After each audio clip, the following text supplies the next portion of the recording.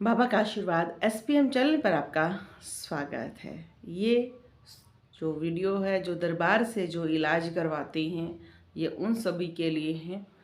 दरबार से इलाज जब होता है, हम 41 दिन के लिए आपको नियम देते हैं। अगर आपको हम नियम भी नहीं देते, 41 दिन तक आपका इलाज चल रहा है दरबार से, उन 41 दिनों में आप कोई भी नया पशु, वाहन या कोई नया कारोबार शुरू नहीं करें, क्योंकि उसमें आपको हानि हो सकती है। अगर आपको कुछ नया कुछ करना होता है तो प्लीज़ आप हमें बताएं, या हो सके तो कोशिश करें कोई उपाय ना करें नया। कोई भी चीज़ नई ना खरीदें। कोई ज़रूरी है, अर्जेंट हो गया तो आप हमें मैसेज करें।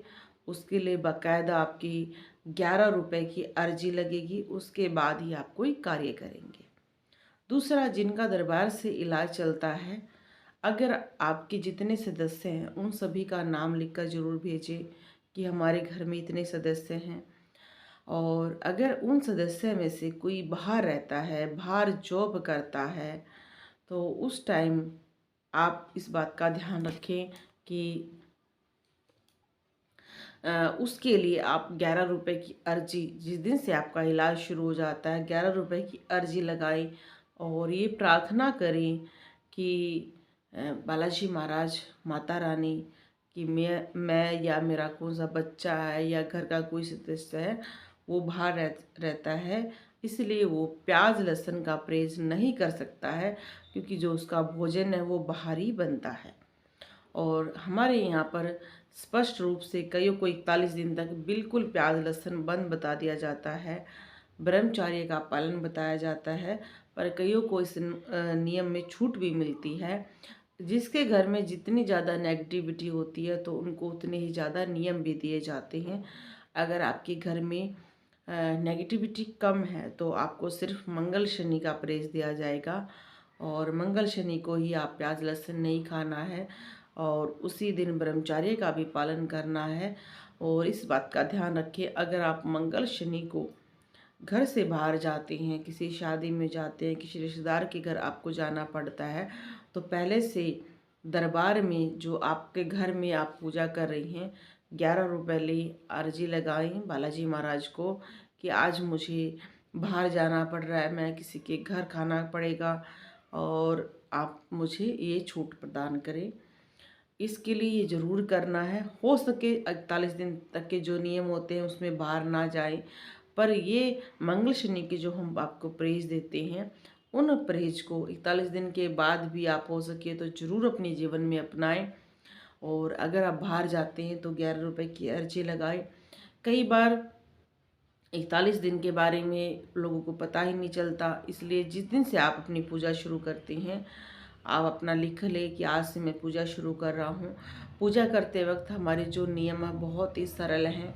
आपको जो पाठ बताए जाते हैं, आपके अनुरूप बताए जाते हैं, उन पाठों को करें, और जो आपको विधि बताई जाती है उस विधि को आप समझें।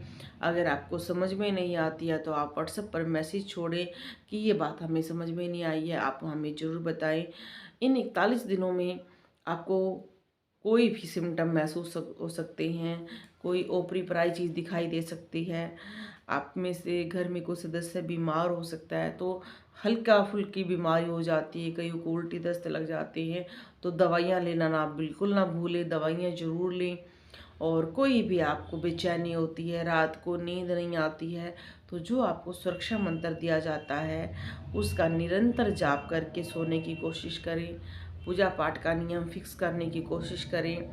हो सके तो आपको कोई भी नई चीज़ महसूस होती है साधना के टाइम, आपको लगता है, और 41 दिन का मतलब 41 दिन होते हैं जब तक आपको कुछ भी महसूस होता है, तो उसमें चिंता ना करें। बहुत सारे लोग 10-11 दिन के बाद ही कहते हैं, देखो जी हमारा कितना लाभ हो गया, पहले 41 दिन तो होने दिया करो भाई, पेशेंस रखा करो। कोई भी कार्य होता है बिना पेशेंस के नहीं होता है, बहुत मेहनत लगती है। दरबार से भी आपका कार्य किया जाता है, आपको भी कुछ सिखाने की कोशिश करते हैं। अ, अगर किसी के घर में लक्ष्मी बे नहीं आ रही है और आप अपना नेगेटिविटी का इलाज करवा रहे हैं, तो पहले नेगेटिविटी को दूर करवाएं, उसके बाद ही लक्ष्मी का हवन करवाएं, या कोई भी आप लक्ष्मी की साधना से सीख सकते हैं। दोनों काम जो निरंतर चाहते हैं वो नहीं होता है। ये आप चाहे आप कुछ भी कहें, मेरे को मैं स्वीकार नहीं कर पाती हूँ। और बहुत सारे लोग जो हमें बड़े मुंहफट तरीके से फ़ोन पर बोल देते हैं, नहीं आपको कोई मतलब नहीं होना चाहिए, आप पैसे लो और हमारा कार्य शुरू कर दो। तो इस तरह से भी आप बातें ना करें तो अच्छा रहेगा, क्योंकि हमारा भी जो कार्य होता है वो बालाजी की सहमति, या ये कह सकते हैं वो जो आशीर्वाद देते हैं उन्हीं के अकॉर्डिंग किया जाता है। पर बहुत सारे लोग अजीब अजीब तरह की बातें करते हैं, वो ना करें। दरबार से जुड़ने के बाद बहुत सारे लोग पूछते हैं कि हमें आगे कैसे जुड़े रहना है, या हर बार हमें इतने ही चार्जिंग देने हैं। ऐसा कुछ नहीं है, सिर्फ आपको होली और दिवाली पर भोग प्रदान करना है। ऐसा नहीं है कि आपको हम ये कहेंगे हर महीने आप हमारे यहाँ पर आओ, ऐसा कुछ नहीं कहते हैं। हाँ, आपको जो पूजा पाठ सिखाया जाता है आप उसको करते रहो, कुछ जीवन में नियम लेकर चलो।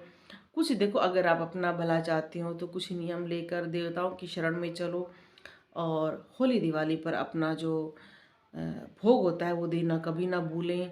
और कोई नया कार्य कराना चाहते हैं तो दरबार से जुड़कर सीखें, पूछें। हाँ, कोई भी आप नई साधना लेते हैं उसकी दक्षिणा बनती है, उसकी दक्षिणा ना देना भूलें, क्योंकि कोई काम दक्षिणा के बिना पूरा नहीं होता है। और सभी के लिए अलग अलग कोई नियम नहीं है दरबार में। हाँ, सबके देवी देवता थोड़े से अलग होते हैं, इसलिए हम उनको थोड़ा सा पूजा पाठ में अलग अलग बता देते हैं। तो वो ये मत सोचा करो कि इनको कुछ बताया हमें कुछ बताया, वो सबको अलग अलग होता है। ये चीज़ें दरबार से जुड़कर सीखने की होती हैं। जो हमारे यहाँ से नियम वगैरह सीखना चाहते हैं वो भी आकर जुड़ सकते हैं।